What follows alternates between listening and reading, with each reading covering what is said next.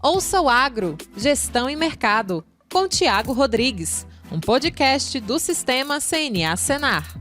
Olá, sejam todos bem-vindos a mais um episódio do podcast Ouça o Agro, Gestão e Mercado, que aborda a temática de mercados agropecuários e a gestão de custos e riscos de preços e negócios rurais. No episódio de hoje, a gente tem como tema Safra de Boi 2022, a margem como fiel da balança. Eu sou o Tiago Rodrigues, assessor técnico da CNA e trabalho com o projeto Campo Futuro, uma iniciativa do Sistema CNA com foco no levantamento dos custos de produção de diferentes atividades agropecuárias pelo país. Para debater possíveis estratégias de negócio para o pecuarista e o confinador nos próximos meses, aí, está comigo hoje Thiago Bernardino de Carvalho, pesquisador do CPEA. Seja bem-vindo, Thiago. Olá a todos, satisfação, Thiago, estar participando desse projeto Ouça o Agro, podcast da CNA, Campo Futuro. Então é um prazer enorme estar representando aqui o CPEA e estar junto com você nessa troca de informação, né, sobre a safra de boi. Vamos lá.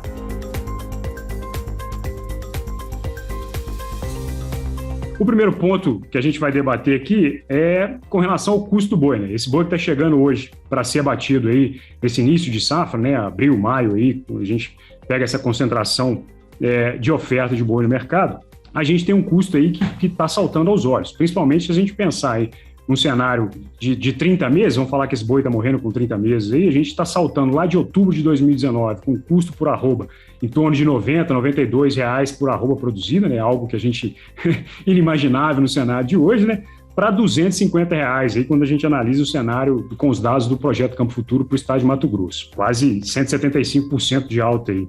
Nesse sentido, Thiago, para a gente iniciar essa conversa nossa, como é que você tem visto aí, o que tem mais pesado para o produtor nesse momento com relação a esse boi que está sendo abatido agora, né?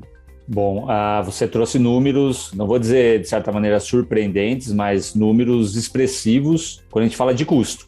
E realmente isso assusta o produtor, isso assusta o caixa, né, de qualquer empresa, eu digo na magnitude do avanço, né? Uma coisa importante que a gente precisa discutir, a gente vem discutindo sempre isso, né? O preço ele puxa custo, tá? A gente tem todo um cenário de incerteza de pandemia, incerteza de conflitos armados, que trazem oscilações ao longo aí do processo produtivo. Isso eu falo desde molécula de medicamento, desde fertilizantes, desde o insumo mesmo, de nutrição. Então o custo ele subiu, somado a uma baita de uma valorização da arroba, né? A gente viu desde novembro de 19 a pecuária muito bem, obrigado, 20, 21, podemos colocar aquele parêntese de final de ano, mas que seja, a pecuária ela veio bem e o pecuarista ele se sentiu motivado a investir e ele fez esse investimento. Agora, esse custo chegou, esse custo aumentou por todos os fatores que eu comentei aqui com você, agora é indecisão. Peraí, como que está a minha margem? Tem N pontos aqui para a gente poder discutir o momento exato de venda ou não venda, né? Mas a gente tem ferramentas de gestão em termos de preço, né? Risco de preço, mas chega num ponto que o pecuarista ele vê uma arroba, um custo da arroba produzida subindo de 90 para 250, mas ainda tem uma arroba, se a gente pensar, tudo bem, São Paulo oscilando os seus 330, 320, 310, dependendo do tipo do animal, 340, o Mato Grosso, como você bem mencionou, beirando os seus 300, ainda eu tenho uma margem. Sim, né? A gente tem uma margem, mas uma margem positiva, mas a margem apertou. Então, eu acho que o ponto agora da nossa discussão da safra do boi 22 é realmente, eu preciso fazer esse giro rápido. A gente está falando de uma atividade boi hoje em dia, que ela se aproximou, antes que me chamem de louco, eu já peço desculpa, mas ela vem se aproximando de uma atividade agrícola, do que? De alto investimento e da necessidade de eu produzir mais com pouco e num espaço curto de tempo. Então, acho que essa é a pecuária de 22, com custo em alta, com preço relativamente alto, mas com margens cada vez mais reduzidas. E aproveitando esse gancho que você colocou aí com relação a essa alavancagem de preço que a gente vivenciou, né? Isso tudo de 2019 para cá, né? Isso tudo influencia na oferta também de boiada agora, né? Como a gente está falando aí dessa safra agora, vamos dizer assim, né? Dessa safra de boi agora de 2022, A gente tem aí um final de ciclo, né? Então, um abate de fêmeas aí considerável sendo executado aí no momento. Então, isso tem aumentado as escalas de abate aí. A gente está falando aí de São Paulo, escala de abate até 12 dias aí, Mato Grosso com 7 dias de escala. Isso tudo representava até agora a folga que o mercado estava oferecendo para o produtor de uma maneira geral. Nesse sentido, Thiago, como é que você está enxergando a oferta de bois aí para esse ano, né? Para esse período aí agora? Tema importantíssimo, acho que a gente tratar para o pecuarista. Vamos dar um passo atrás, ou alguns anos atrás, mas pensando, o boi lá que foi plantado, podemos dizer, inseminado, monta natural em dezembro de 19, ou até mesmo dezembro de 20, mas vamos lá, dezembro de 2019, ele nasce pensando numa situação ideal, final de 20, ele desmama no meio de 21, e aí ele se torna, podemos dizer, um boi gordo, pensando nos 30 meses, 2 anos, 21, 22, 23. Opa, Thiago, mas a oferta desse animal jovem ele já começa a aparecer. Vale lembrar que a gente está pensando num sistema semi-intensivo, já com tecnologia, existem sistemas super intensivos, que o boi gordo já começa a aparecer esse ano, mas é uma transição natural, onde que o pecuarista ele começa a partir de 22 ver uma oferta maior de gado. Então, se a gente analisar pela ótica da oferta, o preço do bezerro ele começa a recuar um pouco, o preço do boi magro, e naturalmente eu tenho uma oferta maior que precifica também minha ponta final boi gordo, que vai com uma exportação muito boa, obrigado, legal, ainda se mantendo bem, mas que tem um consumo doméstico um pouco mais andando de lado. Então, eu tenho uma pressão muito grande, uma oferta se recuperando, com o mercado externo atraente, mas o mercado interno ainda se definindo pela recuperação da economia, a pandemia, assim por diante. Mas realmente, a oferta ela começa a aparecer. Esse boi magro, ele realmente, esse bezerro, esse boi magro, eles já estão no momento de transição, 2022, 2023. Então, realmente, a gente começa a observar assim, uma safra mais forte, ou podemos dizer, um volume maior de animais aí esse ano no cenário pecuário. Varia de região para região, sim, mas no geral, esse bezerro, esse boi magro, ele começa a aparecer. Então, a oferta ela começa a se recompor. Apesar da gente ter um período também, o ano passado, de seca, na época do desmame.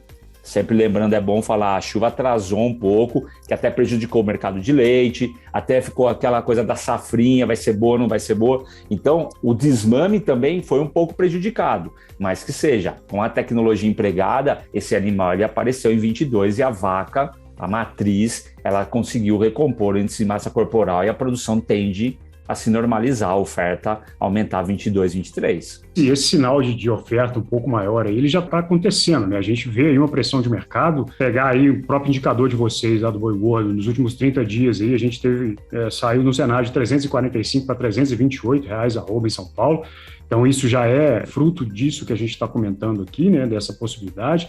Também tem aí uma pressão dos frigoríficos também, né, querendo aproveitar esse momento de safra aí do boi para reduzir preço, para fazer contratos aí com preço um pouco mais atrativo. Eu questiono o primeiro ponto aqui nosso de realmente desenhar uma estratégia para o produtor que está se vendo nesse momento.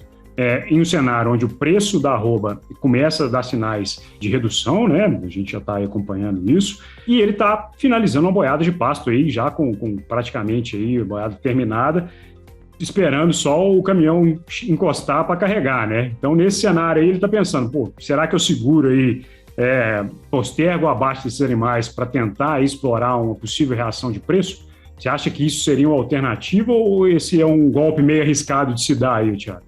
É bacana, a gente vai começar a falar de estratégia. Vamos olhar a estratégia da indústria e daí a gente vai chegar no produtor, né? Talvez a primeira pergunta que eu faria para o produtor qual é a idade desse seu animal que você vai abater? Abateria hoje ou abateria no final do ano ou no ano que vem?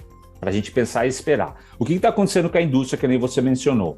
Se a gente pega o indicador do boi fechou a 328, eu estou falando de mínima de 299, máxima de 350. Nossa, Thiago, que variabilidade. Sim, eu tenho um boi que eles vêm chamando boi padrão, boi comum, boi base, mais a premiação, chegando 40, chegando a 30, 40 reais a mais por arroba. Então, aí já tem uma estratégia interessante. Bom, se eles estão me pagando mais, esse meu boi ele tem que ter menos do que 30 meses. Aí eu devolvo essa pergunta para o pecuarista, para montar essa estratégia. Seguro ou não?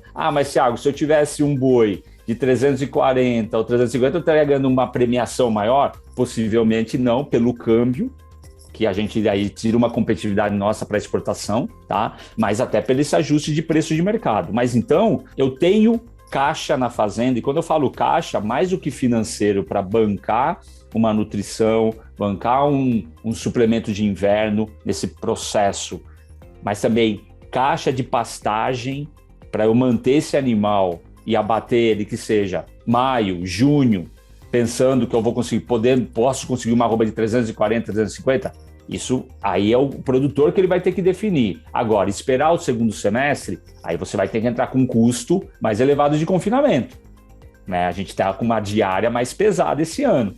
Podendo sim a arroba valorizar, que eu acredito que a valorize, o final do ano é sempre mais atrativo para o mercado doméstico, é sempre mais atrativo para as exportações para a China compra mais, e esse ano, eleição, Copa do Mundo, etc., dá uma dinâmica interessante no consumo, sem contar que a oferta muitas vezes pode reduzir. Bom, a dieta está cara, o preço do boi não está legal, não confino. Então, o confinador que entrar nesse processo, ele pode agariar pela baixa oferta de animais confinados, mas principalmente por essa estratégia de produzir um animal jovem. Então, eu acho que vai muito hoje da posição estratégica em termos de estrutura da fazenda, se eu tenho passo ou não, se eu tenho dinheiro para dar um suplemento e aguentar essa transição, né, esse carregamento até o segundo semestre, o produtor tem que me dizer isso. Agora, qual que é a idade que eu vou bater esse animal? Puxa vida, até julho eu tenho um animal de 30 meses, Thiago, depois ele começa a ficar um pouquinho mais velho.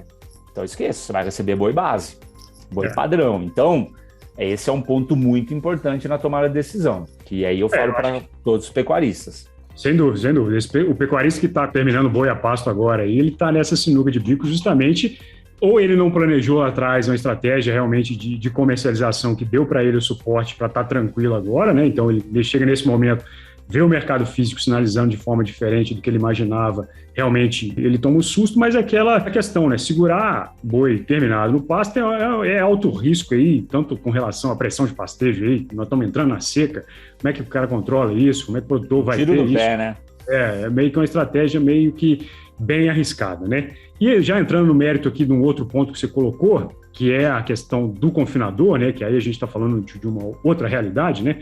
Com relação aí à possibilidade, principalmente do confinador agora desse primeiro ciclo, né? Para entregar boi lá em junho e agosto, ele também está na outra sinuca de bico. Ele tem que repensar a estratégia dele aí, ou está repensando ela diariamente, porque a gente está falando hoje de uma virada de ciclo, onde o favorecimento aí de aparecer um pouco mais de bezerro, um pouco mais pressionando os preços um pouco mais para baixo, oferta de boi magro até num preço um pouco mais razoável do que estava no último ano, então isso já dá uma sinalizada, mas os custos continuam altos. A gente está falando de milho aí a R$ 89,00 a saco, um farelo de soja de 2.600 a tonelada, diária de confinamento aí oscilando entre R$19 e R$25,00. Então tudo isso ligou o sinal de alerta para o produtor que está enxergando hoje um custo, segundo dados do projeto Campo Futuro aqui, para confinar em março de 2022 de R$ 303,00 por arroba. E está enxergando um preço futuro para boi na B3 de 325 preço para julho, preço cotado hoje. Então, Thiago, o que o confinador do primeiro ciclo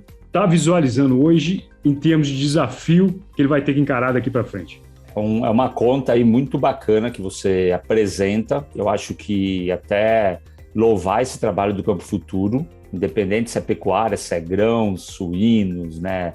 Tem uma gama de produtos para mostrar para o produtor. O produtor precisa fazer essa conta. Puxa vida, esses R$25,00 em margem, vamos arredondar, ou até para R$20,00 em margem. Isso é bom ou isso é ruim? Como que foi minha margem no ano passado? E essa margem desse ano? Realmente a margem apertou. Qual estratégia adotar? Se eu estou com esse meu confinamento, com esse custo e vou começar a girar, eu sou um pouco cauteloso, né? Mas existem ferramentas de proteção, pelo menos o seu custo. Qual que é o seu custo total? Pega uma parte dos seus animais, faz um contrato a termo, faz uma gestão de risco, um seguro de boi, daí tem um custo também, mas um mercado futuro, para realmente, ao menos, esse custo aí que a gente está vendo de 303, não perder quando se arroba cair um pouco mais. A gente tem pressão de todo lado, se a China abre, reabre ou não, barra frigorífico, então tem todo um cenário incerto em termos de preço nesse curto prazo. Mas que eu tenho uma margem de R$20,00, é muito, é pouco? É uma boa pergunta.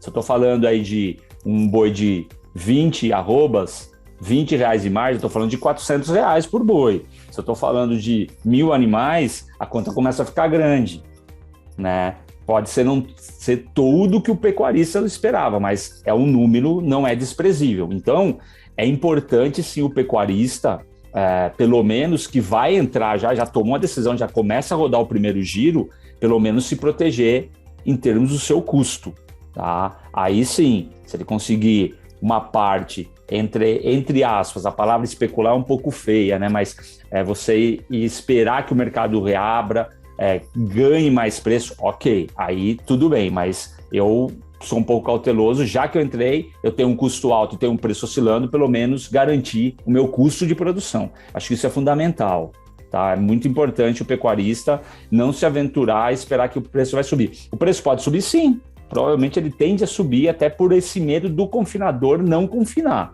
Muitos deles, até o investidor, vou entrar num boitel, muitas vezes ele sai desse processo. Então, isso pode ser um gancho positivo de valorização do preço, mas você está jogando realmente um jogo de azar, vou apostar que alguém vai entrar ou não? Sim. E outro ponto, Thiago, só para a gente encerrar, tem que sempre lembrar que tipo de animal eu estou produzindo, com muita carcaça, descobrir o ponto ótimo de abate desse animal, até porque eu posso receber prêmio. A gente está falando de os 325, vamos bruto, dizer, né? No balcão aí, ou no mercado futuro. Eu posso ter R$5 a mais de prêmio, ou R$10 a mais de prêmio, ou até mesmo R$30, não sei. Então, isso pode valorizar. Então, é olhar para dentro da fazenda mesmo e falar que tipo de animal eu estou produzindo. E se a gente se olhar para frente agora, realmente a gente está vendo aí que está caro engordar e arriscado vender, né? Essa é a visão simplista do negócio, né? Mas assim, pegando o gancho que você colocou aí, essa possibilidade do produtor estar repensando aí de que confina ou não confina, isso pode acabar acarretando num cenário de menor oferta justamente lá no período onde realmente boi está escasso, né? De junho a agosto aí, onde realmente o mercado, peraí, cadê o boi?